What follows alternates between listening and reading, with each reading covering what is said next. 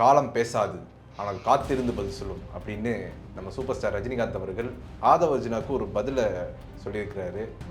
இவர் இப்படி பதில் சொல்லியிருக்கிறது நீங்கள் எப்படி பார்க்குறீங்க சார்? தன்னை எல்லாரும் நம்புறாங்கிறதுக்காக களத்திற்கு பல பேருடைய அதாவது அரசியலை சீர்குலைத்து ஒரு மோசமான நிலைமைக்கு தமிழ்நாடை இட்டு செல்வதற்கு துணை போகாமல் இருந்தார்ல.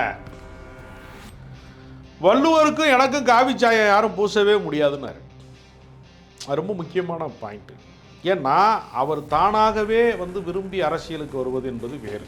இந்த காக்கா கழுகு கதை எப்படி விஜயினுடைய கடைசி ஆடியோ லான்ச்சினுடைய பிரச்சனையில் எப்படி ரஜினிக்கும் விஜய்க்கும் ஒரு பிரச்சனை போச்சு எப்படியோ அதே மாதிரி ஒரு பிரச்சனை துளிர் விடுது. அதை எப்படி பார்க்குறீங்க? அடிப்படையில் இது ரசிகர் மன்ற சண்டை கிடையாது. பாஜக அழுத்தம் கொடுத்த போது கூட கட்சி ஆரம்பிப்பதை தவிர்த்தவர் ரஜினிகாந்த். இன்னும் சொல்ல போனால் பாஜகவின் கட்டளையை நிராகரித்தவர்.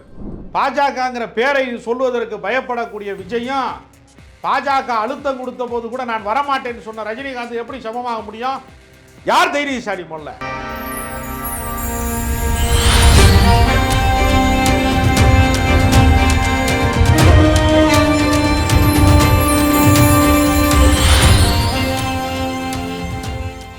வாகை தமிழ் நேயர்களுக்கு வணக்கம். இன்று நம்மோடு நேர்காணல் பேசுவதற்காக அரசியல் விமர்சகர் திருமிகு ராஜகம்பீரன் அவர்கள் நம்மோடு இருந்திருக்கிறார். வாருங்கள், அவரோடு பேசலாம். சார் வணக்கம். சார் வணக்கம்.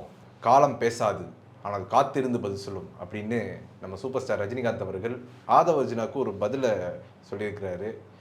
இவர் இப்படி பதில் சொல்லியிருக்கிறது நீங்கள் எப்படி பார்க்குறீங்க சார்? ரஜினிகாந்த் அவர்கள் ஒரு தலை சிறந்த நடிகன் மட்டும் கிடையாது, ஒரு தலை சிறந்த மனிதனும் கூட. அவருக்கு இந்த ஒட்டு மொத்தமாக எல்லாரும் திரண்டு நீங்கள் அரசியலுக்கு வரணும் என்று சொன்னபோது உண்மை எது மாயை எது என்பதை உணரக்கூடிய சக்தி அவருக்கு உண்டு. தன்னை எல்லாரும் நம்புறாங்கிறதுக்காக களத்திற்கு பல பேருடைய அதாவது அரசியலை சீர்குலைத்து ஒரு மோசமான நிலைமைக்கு தமிழ்நாடை இட்டு செல்வதற்கு துணை போகாமல் இருந்தார்ல. வள்ளுவருக்கும் எனக்கும் காவிச்சாயம் யாரும் பூசவே முடியாதுன்னாரு. அது ரொம்ப முக்கியமான பாயிண்ட்டு. ஏன்னா அவர் தானாகவே விரும்பி அரசியலுக்கு வருவது என்பது வேறு. ஒரு திரைப்பட நடிகன் தனக்கு மிதமிஞ்சிய புகழ் இருக்கிறது, வரம்பு மீறிய புகழ் இருக்கிறது, கணக்கு வழக்கு இல்லாமல் கூட்டம் வருது என்பதை பயன்படுத்தி கொள்வதற்காக ஒரு அரசியல் வியாபாரத்தை ஏன் தொடங்கக்கூடாது என்று பல பேர் ஆசையை காட்டியது. ஏன்னா அவர் உணர்ச்சி வசப்பட்டு அவர் என்ன பண்ணார், ஜெயலலிதாவுடைய 91, 96 காலகட்டங்களிலே நிகழ்ந்த ஆட்சி என்பது ஒரு காட்டு தர்பார், காட்டாட்சி. எப்படியெல்லாம் ஒரு ஆட்சி செய்யக்கூடாது என்பதற்கு அவர் இலக்கணமாக இருந்தார். ஒரே கையெழுத்தில் 1.5 லட்சம் பேருக்கு வேலை போயிடுச்சு. எஸ்மா டெஸ்மா, மதமாற்ற தடை சட்டம், ஆட்டம்னா ஆட்டம், பெரிய ஆட்டம். ஜெயலலிதாவுடைய அரசுங்கிறது எவ்வளவு மோசமானது அப்படிங்கிறதுக்கு அந்த 90-96 தான் வாச்சாத்தியினுடைய வன்கொடுமைகள்லாம் நடக்குது. பல முறைகேடுகள், வளர்ப்பு மகன் திருமணம், ஆடம்பர கல்யாணம், 1000 விளக்கு வரை, ஆமாம், எத்தனையோ ஆட்டங்கள் அதில். அப்போ தலகால் தெரியாத ஆட்டம். ராஜீவ்காந்தியினுடைய மரணத்தினால தான் திமுக வீழ்த்தப்பட்டுச்சு. காங்கிரஸுடைய தயவு இருந்ததுனால வெற்றி பெற்றாங்க. அந்த அறுவடை என்பது ராஜீவ்காந்தி மரணத்தினுடைய ஒரு கோபத்தில் இவங்க சிஎமாயிட்டாங்க. மக்களுடைய கோபத்தை இவர்கள் பயன்படுத்தி அப்போ அவர் உணர்ச்சி வசப்பட்டு ஜெயலலிதாவுடைய இந்த ஆட்சி மீண்டும் வந்தால் தமிழ்நாட்டை ஆண்டவனால் கூட காப்பாற்ற முடியாது அப்படின்னு சொன்னாங்க. 96 ஆட்சி மாற்றம் ஏற்பட்டது. இப்போ ரஜினிகாந்தால் ஒரு ஆட்சி மாற்றமே ஏற்படக்கூடிய அளவிற்கு அவர் செல்வாக்கு மிக்கவர். ஆனால் அவர் என்ன நினச்சார்னா, அன்னைக்கு மக்கள் தலைவர் மூப்பனார் இருக்கார், கலைஞர் மாதிரி முதிர்ச்சியான அரசியல் தலைவர்கள் இருக்கிறாங்க, இவர்கள் தமிழ்நாட்டை பாதுகாப்பார்கள், நம்ம தான் ஆகணுங்கிற நிலைமை இல்லை, அவர்களுக்கு நம்ம துணை புரிந்தால் போதும், அப்படி தான் அவர் முடிவெடுக்கிறார்.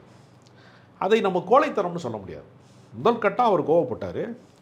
அப்போ பாஜக வலிமை மிக்க சக்தியாகலாம் இல்லை, பின் மறுபடியும் அவர் கட்சி ஆரம்பிக்கணுங்கிற ஒரு நிலைமை ஏற்பட்ட போது பாஜக அவரை பின்னாட்டு புஷ் பண்ணாங்க, அவரை ஊக்கப்படுத்தினாங்க. அவர் ஒரு கட்டத்துக்கு மேலே கலைஞர் இல்லை, ஜெயலலிதா இல்லை, நான் வரப்போகிறேன் அப்படின்னு சொன்னார். அப்புறம் உடல்நிலையை காரணமாக காட்டி அதிலிருந்து தன்னை விடுவித்து கொண்டார். அரசியலுக்கு வந்து தான் சேவையாற்ற வேண்டும் என்கிற அவசியமே இல்லை. அரசியலுக்கு வராததன் மூலமாக சேவையாற்றியவர் ரஜினிகாந்த்.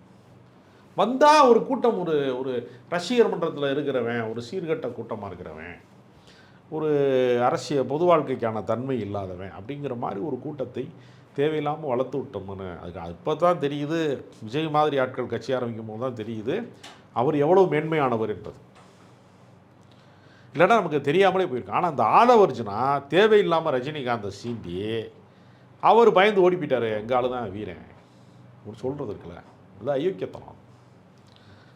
ஒருத்தர் வந்து வேணான்னு விட்டுட்டு போகிறாருன்னா அது ஒரு துறவு மனப்பான்மை, அதிகாரத்தை விரும்பாத ஒரு மனநிலை. அது உயர்ந்த மனநிலை தான்.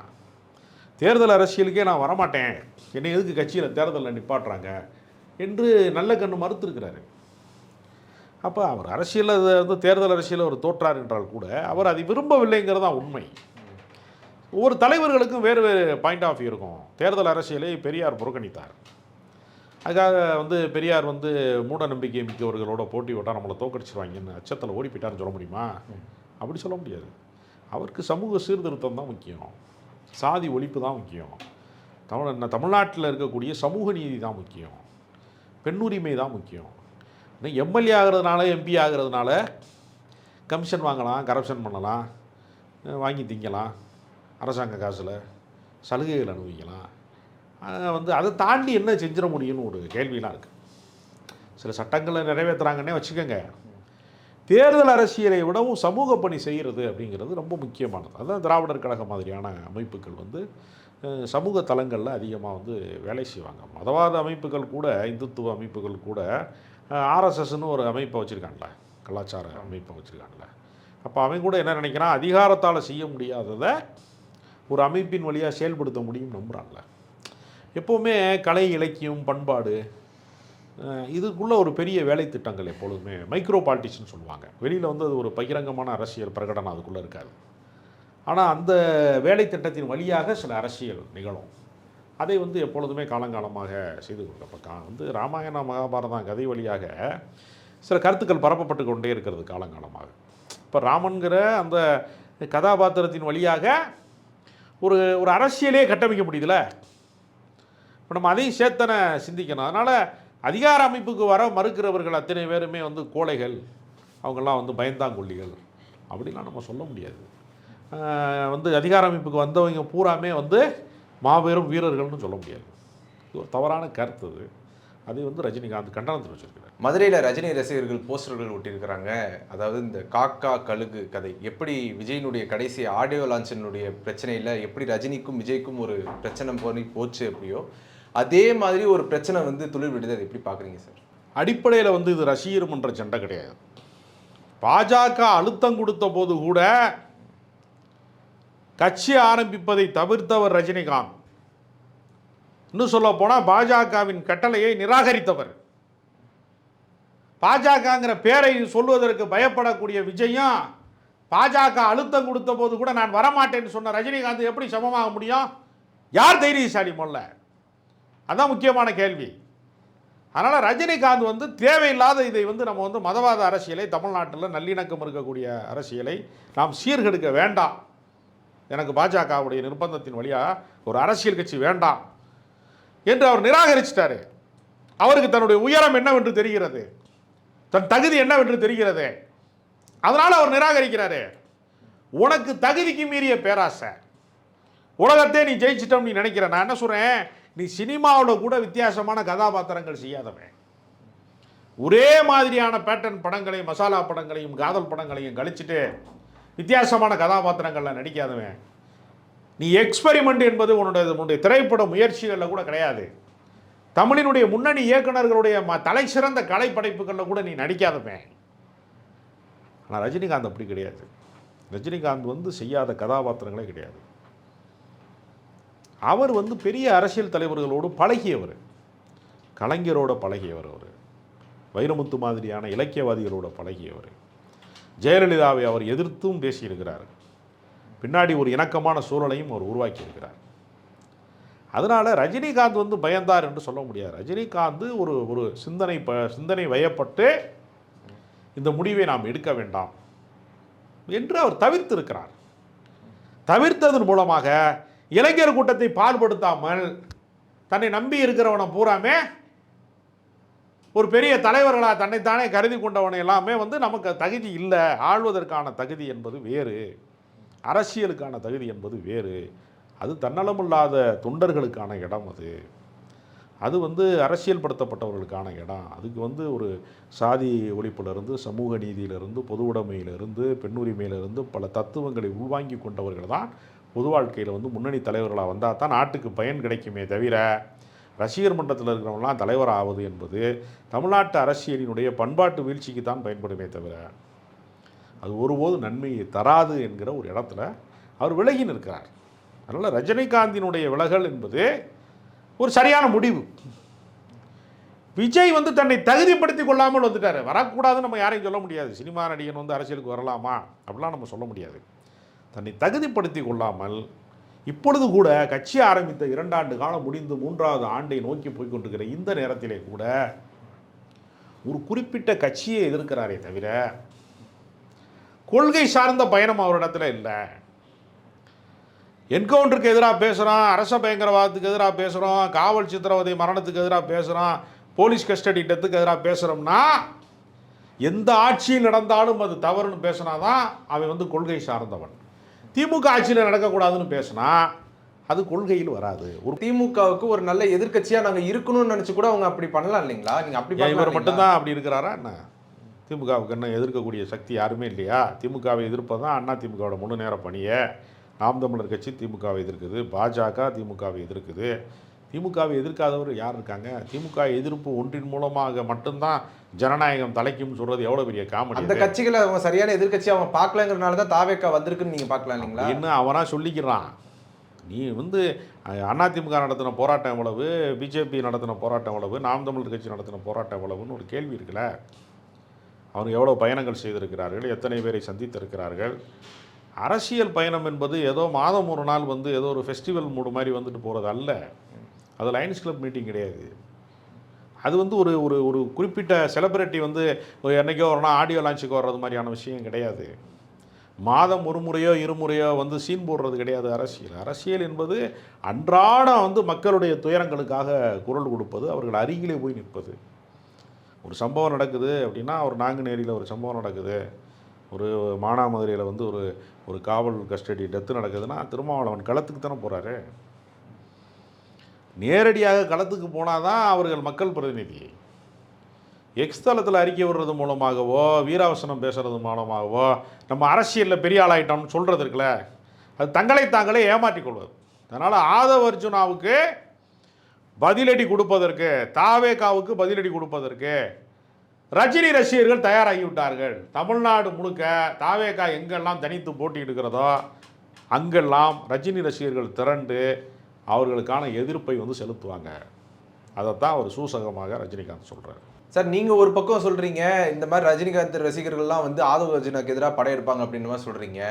ஆனால் ஒரு பக்கம் ஆதவ அர்ஜுனா ரஜினிகாந்த் அவர்களுக்கு ஆதரவாக பேசினாரு அப்படிங்கிற மாதிரி நீங்கள் பார்க்கலாம் இல்லைங்களா? ரஜினிகாந்த் கோழைத்தனமாக ஓடி போயிட்டார் திமுகவுக்கு பயந்து சொல்கிறது ரஜினிகாந்துக்கு ஆதரவானதா? அது எப்படி ஆதரவானதாக இருக்க முடியும்? கோழைத்தனமாக ஓடணும்னு சொல்லல, திமுக வந்து வரவிடாம தடுத்துருச்சுன்னு சொல்கிறாங்க. அதை அவரில் சொல்லணும், நீ எதுக்கு சொல்கிற? பாதிக்கப்பட்ட ஆள் தானே சொல்லணும். அது உண்மையாக இருக்கும் பட்சத்தில் அவர் தானே அதை சொல்லணும். திமுக அழுத்தம் தந்தது என்பதற்கான ஆதாரம் என்ன இருக்கு, சான்றுகள் என்ன இருக்கு? அது நீ இட்டு கட்டி சொல்ற. திமுக எதுக்குங்க யாரையும் மிரட்டணும்? தமிழ்நாட்டு அரசியல்ல வந்து நிக்கணும் அப்படிங்கிறதுக்காகவே அவங்களுக்கு எதிராக அரசியல் எதிரிகள் வரக்கூடாது அப்படிங்கிறதுக்காண்டி கூட அவங்க வேலை செய்யலாம் இல்லைங்களா? மீறி நீங்க வேலை செஞ்சு திமுக வீழ்த்துங்க. என்ன வந்து எம்ஜிஆர் வீழ்த்தலையா திமுகவை? எத்தனையோ பேர் எதிர்த்து எம்ஜிஆருக்கு எதிராக வந்து திமுக வந்து அழுத்தம் இருந்துச்சுன்னா அவர் திருப்பி அடித்து அதை வந்து காலி பண்ணார்ல, 10 வருஷம் ஆட்சி அதிகாரத்துக்கு வரவிடாமல் பண்ணார்ல.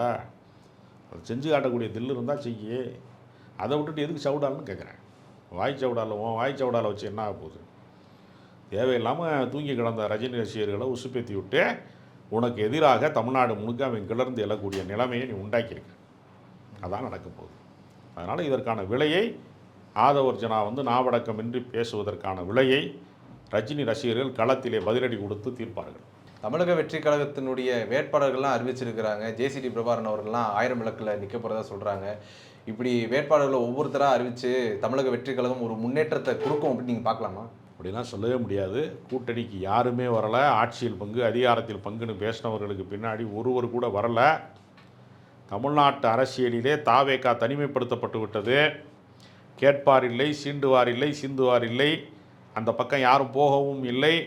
அரசியல் வெற்றியை பெறக்கூடிய அருகதை விஜய்க்கு இல்லை என்று தமிழ்நாட்டில் இருக்கக்கூடிய ஒரு கட்சி கூட அந்த பக்கம் போகவில்லை என்பதன் மூலமாக அரசியல்னா என்னன்னு தெரியாத கூட்டம் மட்டும்தான் விஜய்க்கு பின்னால் செல்கிறார்களே தவிர அரசியல் அறிந்தவன் ஒருவன் கூட அந்த பக்கம் போகலை. கூட்டணிக்கு ஆள் இல்லாமல் ஒரு கட்சி தேர்தல் அரசியலிலே போட்டியிடுகிறது என்று சொன்னால் அந்த கட்சி இப்பொழுதே தோற்றுவிட்டதாகத்தான் அர்த்தம். உங்களுடைய நேரத்தை ஒதுக்கி எங்களோட கருத்தில் பந்தமைக்கு நன்றி சார்.